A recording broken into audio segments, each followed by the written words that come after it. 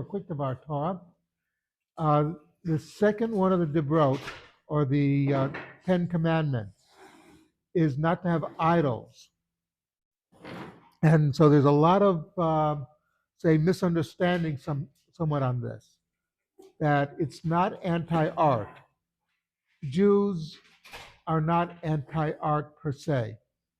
In fact, it is known that during World War I, when Rav Kook was stuck in London due to the World War I, and he couldn't get back to the land of Israel, so one of the things he would do is he would go to the British Museum and he would observe the artwork there, especially Rembrandt.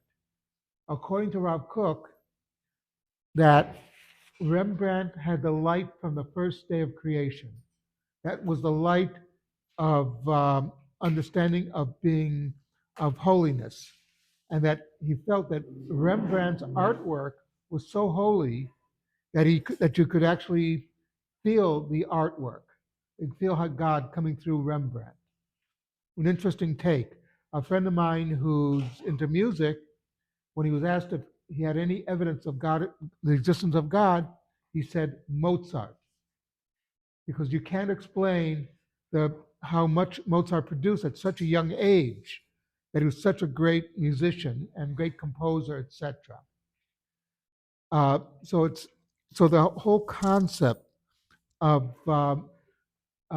artwork is not in the realm of the Torah. Torah doesn't worry about artwork per se. What it worries about is people praying to the artwork, people then taking things and making them into gods. And this doesn't just cover,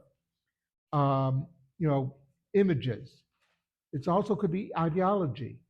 There are people who get a political ideology or even a religious ideology, and everything else is subservient to that. The Torah wants you to think. The concept of the Torah, that God basically wants you to think, wants you to bring light into the world, but don't go and say, oh, this is my ideology. The party says that we do this, and we always go with the party. That it doesn't want, and also even religion. There are those people who are so wrapped up in doing the minutia, they forget the big picture. It's an interesting note. We say Shir Yom Shabbat every Friday night after L'Chadodi. And it so basically translates as a song for Shabbat. And the interesting thing is, you have the title, great title. David, you did a great job on the title, but there's a problem.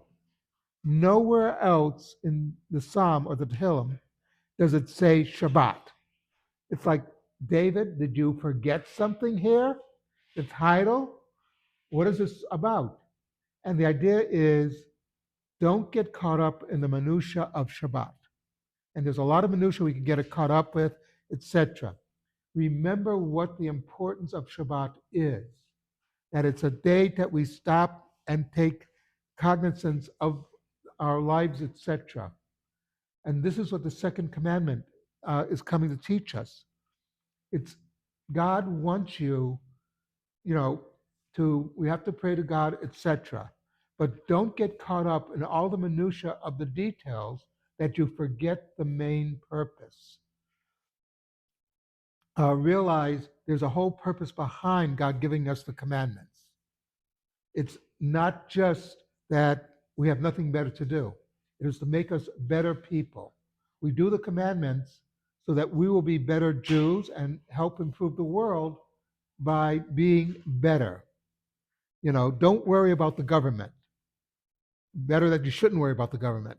But, all joking aside, worry about yourself. Worry that, am I doing the right thing? Did I give tzedakah this morning?